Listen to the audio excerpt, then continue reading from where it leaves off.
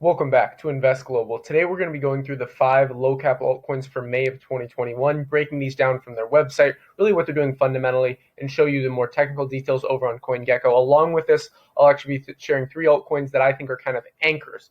If you're looking to trade capital in between higher risk, higher return projects like low caps. Now, a lot of these I'm focusing purely on lower risk ones because if you believe in what they're doing fundamentally, you understand the risk factors based on reading the white paper, understanding the tokenomics, all these different things that I talk about in the video, how to do your own research. You can really have a lower risk factor. But if you're just FOMOing into some coin because someone talked about it, just because it's low cap and has high potential, well, that's high risk. A lot of these, I personally think, have high reward in the long term, especially in this bull market. I always talk about with these altcoins, again, before we jump into these, how you should kind of have this Trident approach. So what the Trident approach really is, in my personal opinion, is really breaking your capital allocated to an individual projects in any different investment sector into 3 different categories. So your first is the averaging position. That's your core position if this is a long-term project hold. Now, if you're someone who's just, doing this as like a passive thing or something like that, this probably is not for you. The Trident approach is a bit more for if you're a full-time investor, which a lot of the people on the channel that follow are. We don't just talk about crypto, we talk about emerging markets, commodities, stocks, real estate. But currently in this crypto bull run, there is a lot of gains to be had. The main thing is pulling profits as we go up and diversifying into different investment sectors. But with these low cap altcoins, there's a lot of potential because with a lot of these projects, like I said, I believe in them long term, especially Refinable, especially things like Aleph and Offshift, which are all ones we're talking about, and Yield App is going to be massive. So that just basically gave you a little preview of what we'll be talking about, and then those 3 anchors at the end. But to continue on with the Trident approach, the second factor is essentially your swing trading portfolio. So that's kind of the short-term portfolio. You could say, like, for me, it's about like a 3-month time horizon with that. My core position where I'm averaging in, like I always talk about this in the global investment framework video linked down below, is the tiered investment approach. So not just going, okay, at the beginning of the month, I'm going to put 100% of the capital I've allocated to an individual project in. Rather, break it up into 4 chunks. Do 25%, 25%, 25%, 25%. Expect the dips because the dips are bound to happen. So either you can use the dips to your advantage and gain a better core position, or you can get wrecked by just having only one prong of the Trident approach, which is the short-term swing trading, which is what a lot of people do. I mean, if your time horizon is it's like a month and you expect a 10x gain, well, you can expect a 90% dump because nothing goes up that cannot go down. I think so many people that have only traded in the crypto market don't expect this. That's why I think studying past market history, understanding macroeconomics, all things we talk about on the channel is absolutely vital. And then that kind of third part of the Trident approach is really having stable coins allocated to an individual project so you can average in on those dips. So that's really the 3-pronged approach, having the core position that you're kind of averaging in on, using that kind of last prong, which is the stable coins. Second is kind of the short-term swing trading portfolio, or day trading, whatever you're doing. Basically something that you're not holding long term. Ideally, that second is just profits you've held, so you really don't have any risk. And then third is the stable coins you have allocated to it. So let's dive right into these altcoin picks. As always, with these monthly picks, what I do is I do a weekly tracking series where I basically share this Google spreadsheet with you, which will be linked down below in the description. You can follow along. Right here. Oh, my apologies. Here at Thorchain Rune, I was just actually setting this up. So this is actually Offshift, and this is XFT. Okay, there we go. Boom.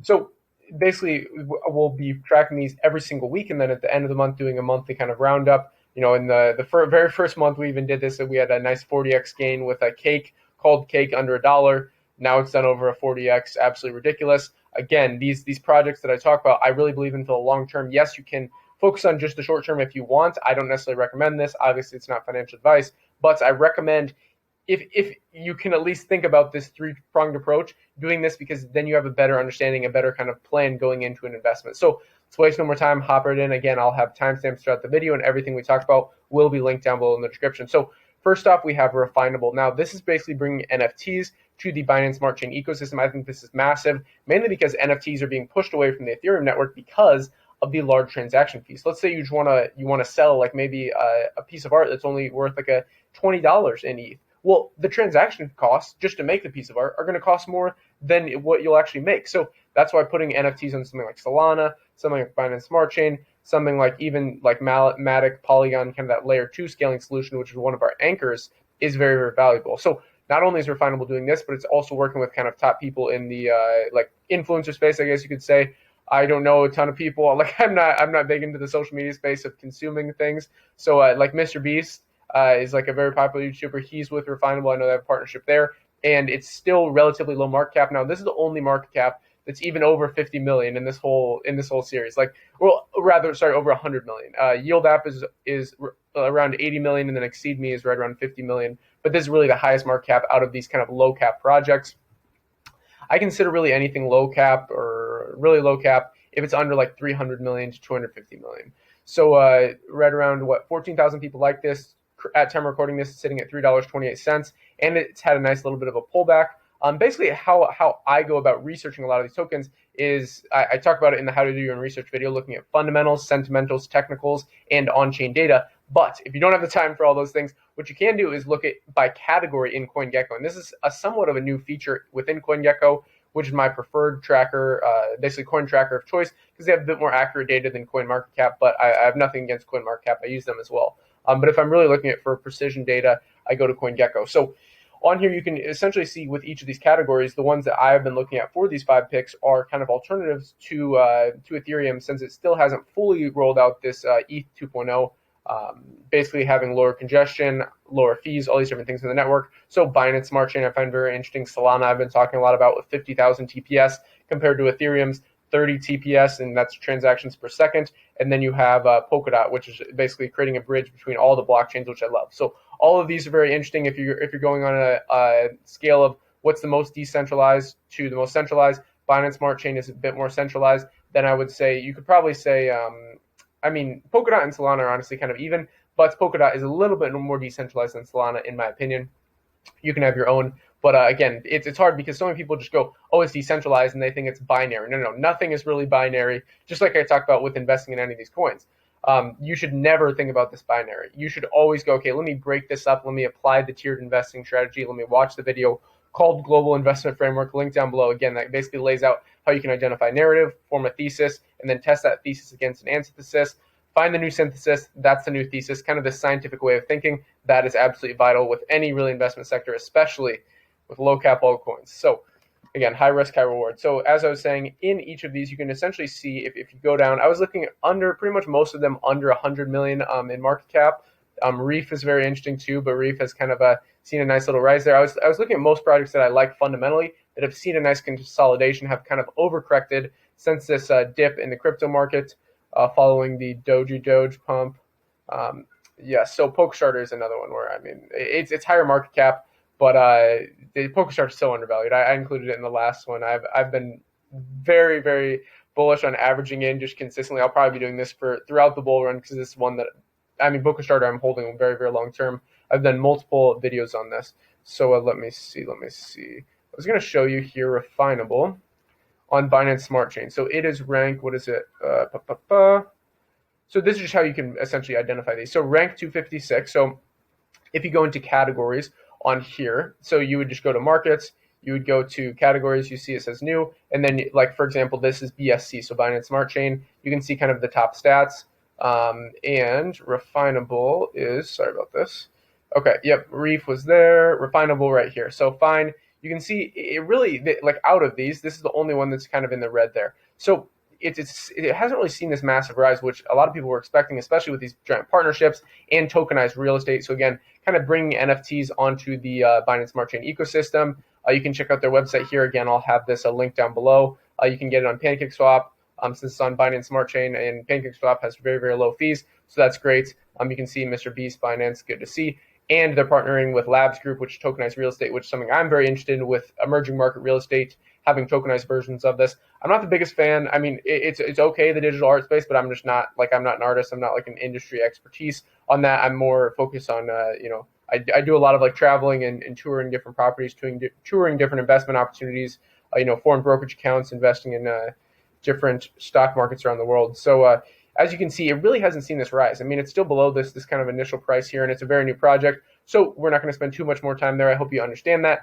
And with any of these projects, if you want to see a deep dive video on it, I'm happy to do that. I have done a deep dive video on Yield App. I've done a deep dive video on, I did one on Aleph. I've done one, but I'm happy to do an updated video on any of these because they're always releasing new things. So to Yield App, and that's actually the reason I included it. They have The Yield app at V2 rolling out. This project is so undervalued, guys. It's literally the Coinbase of DeFi banking. Like anyone who's wanting to unbank themselves from these institutions that are giving them like 0.005 or less percentage rate, like APY. It's ridiculous, these banks. Whereas, I mean, look at emerging markets. For example, open a bank account in Ukraine. Obviously, you have to deal with currency risk, but the yields are ridiculous. It's like you get 10% yield. It's pretty insane. And when you go DeFi and you really look at global markets, that's why I call this channel Invest Global. Those are the things that I'm interested in. Okay, really, where's the best out of all the world? Taking the best aspects and building the best life for yourself, building the best financial system, and not just relying on the country that you were born in. Nobody chose where they were born into, right? Like I was born in the United States, but I don't spend a lot of time in the United States anymore. And I think that's really where the world is shifting to, especially with decentralized finance. So a Yield app is doing this in a beautiful way. Their user interface is absolutely incredible in my opinion. And this V2, like I said, this kind of update, it's coming out here in May. And I think this will be very, very bullish for the price.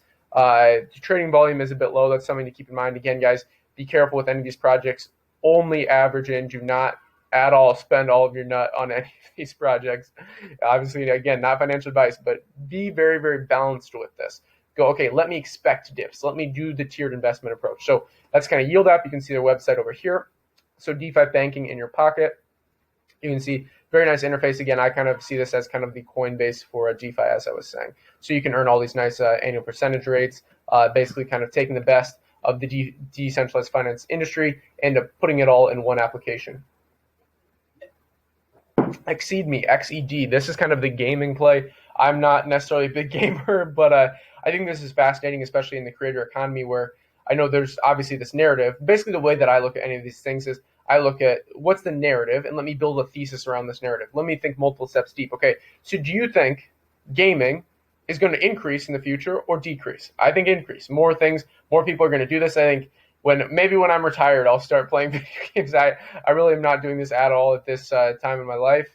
When I was younger, I grew up playing like GameCube, and I think the nostalgia factors in these things are fascinating, especially with Exeedme, because you can directly pay the creator, and when you're playing these games, when you're putting this time in, you're actually earning something that's valuable, not just earning in-game currency where at any point in time, the whatever company, again, I'm not too familiar with this space, so I don't know all like the top companies, but I don't like Sony, like PlayStation.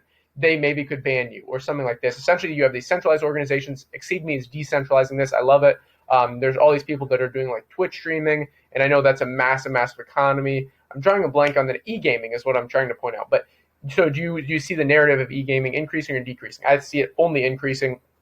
More and more people are doing this, and you can essentially earn crypto and NFTs for playing games, which is awesome. Again, that's one thing that I always like, even as a kid, like even when I was like 12 or 13. I started when I was like 13. I'm like, man, like what am I doing with this? And then I started like working. Like I'd start doing yard work, doing things like landscaping. Then I got into concrete construction. Then I got into e-commerce at a very, very young age. And I'm like, this, you can gamify this. And yes, well, if you want to just play video games, there's nothing wrong with that, in my opinion, in your free time. But if it's something you want to do full time, you should at least get paid not in in-game currency that's not really worth anything, but rather in crypto or NFTs that are actually worth something. So that's why I think this is awesome. Again, let me know your thoughts kind of down below in the comments, what you think about these kind of first three picks.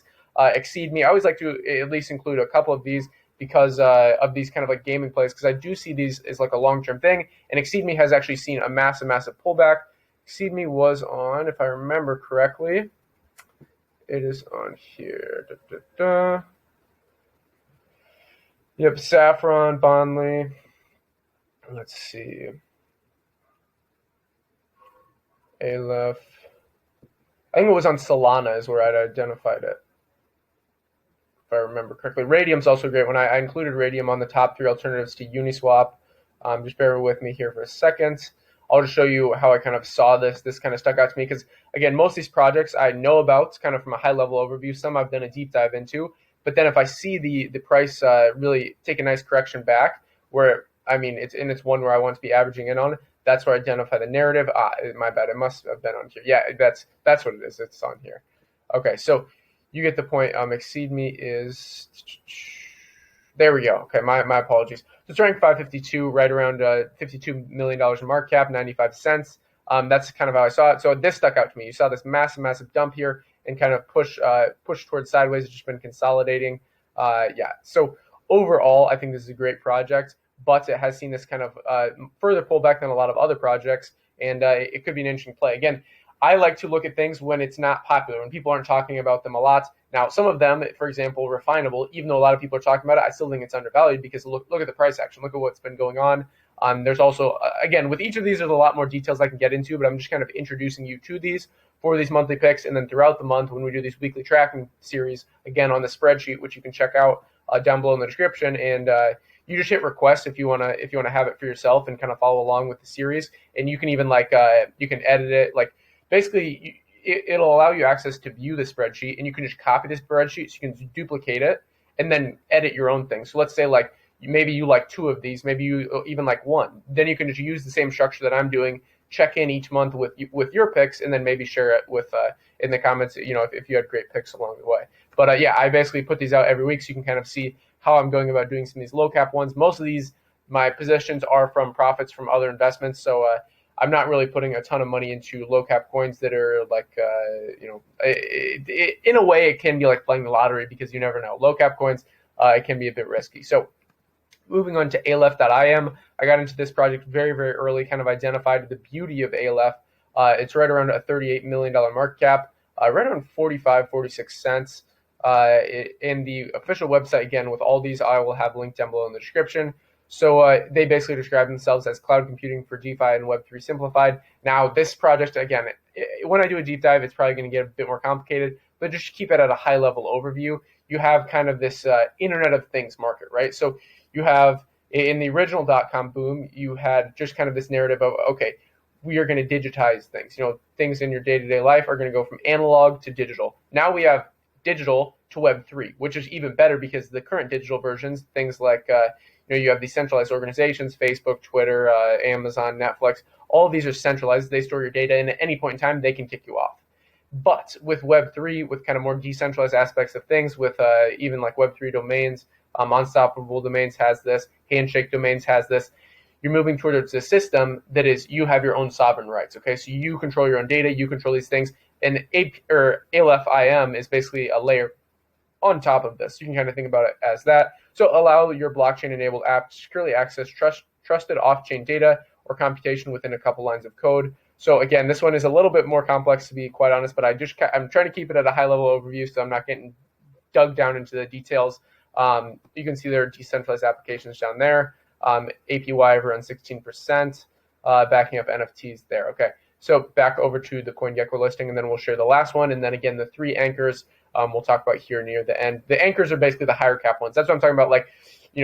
Typically, as the higher caps kind of increase, so as Bitcoin dominance drops, it'll flow into the higher caps, and then the higher caps, it'll flow into the lower caps. So with these, if you identify the narrative of Solana, Binance Smart Chain, and Polkadot, you can see, okay, as those increase in capital, now when it kind of trickles down to the lower cap altcoins, it's like a rising tide lifts all boats essentially. And that's a very basic way of explaining it, but you can look at this in the charts and look at just past bull runs in crypto history and basically see this happening, as well as in any chart really of any ecosystem. For example, like if there's a narrative in the stock market, like the EVs, it'll flow, or the gold miners or silver miners or uranium companies. It's literally the exact same thing. It's quite interesting because once the narrative gets kind of hot, if you have a nice core position in some of the lower cap projects, then maybe a solid position in some of the higher cap ones, you can pull a little bit of profits in the higher cap ones as it goes up. Then as the higher caps go a little bit down, then the lower caps push a little bit further up in like junior miner companies, for example, in the commodities market. And then you can shift some of that capital basically from here to your core position, and kind of that's all what trading really is. So I hope you kind of understand that kind of framework a little bit. Again, I talk about that more in the tiered investment video, the global investment framework. So moving on to Offshift XFT. This is the lowest cap one. This is one that I got into very, very early. Let me see. And it really did a nice explosion. I pulled a little bit of profits when it exploded.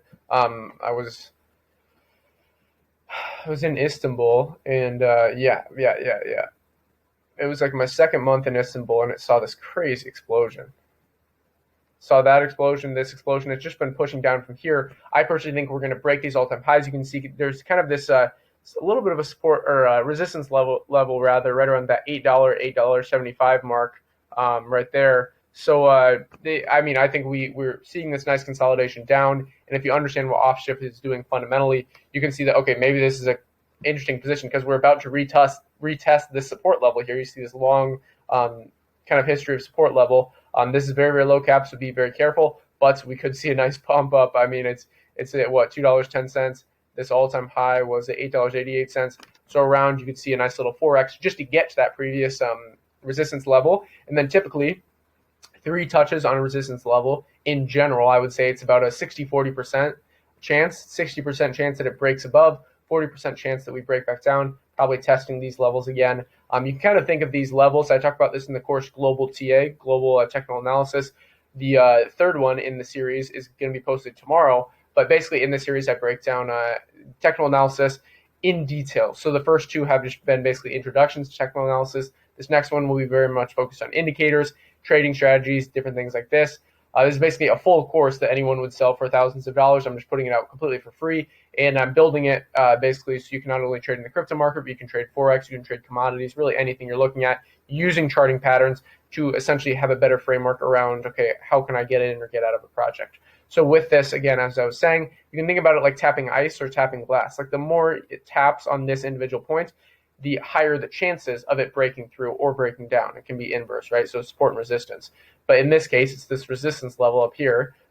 If we were in trading view, it'd be a little bit easier to see. But essentially, if we're going to see this massive push up from these levels, which we could see, this could totally break past that and see a nicer gain there. So it's just a 4x to get back to those levels. And since we're coming close to these resistance or these support levels, it can be very interesting. And basically, when you look at XFT, we've talked a lot about derivatives on this channel when you're looking at things like synthetic assets. The derivatives market is over $2 trillion, and this is an interesting play. So that's, pretty much it as far as those goes.